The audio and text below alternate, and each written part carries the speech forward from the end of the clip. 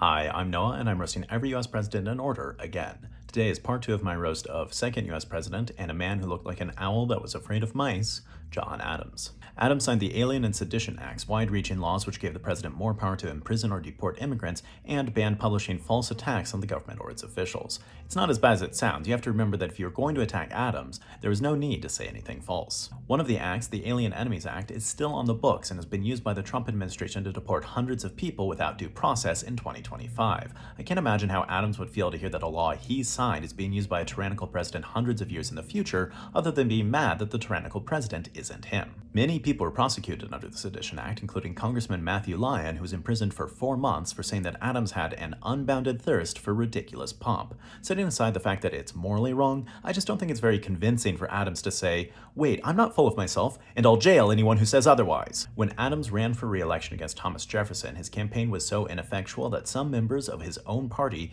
began to believe that Adams was deliberately throwing the election and had secretly made an arrangement with Jefferson to serve as his vice president.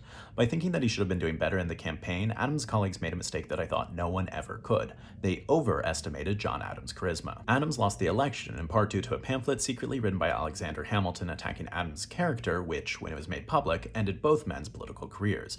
Adams was so disliked that voters really said Alexander Hamilton is a disloyal, no-good, backstabbing opportunist, and he's absolutely right about John Adams. In 1809, 9 years after Hamilton wrote the anti-Adams pamphlet, Adams started the 3-year process of refuting the pamphlet line by line via letters to the editor in his local newspaper. It was a remarkable display of how stubborn Adams was that he couldn't give up on this moot point that I'm sure Hamilton would have enjoyed if he hadn't died 5 years earlier. Alright, please consider donating to help the family that I sponsor in Gaza. If you'd like to support me or watch bonus videos, please check out my Then let me know who else to roast, and join me next time when I'll be roasting third US president and a man who looks like he was too bored to catch consumption, Thomas Jefferson.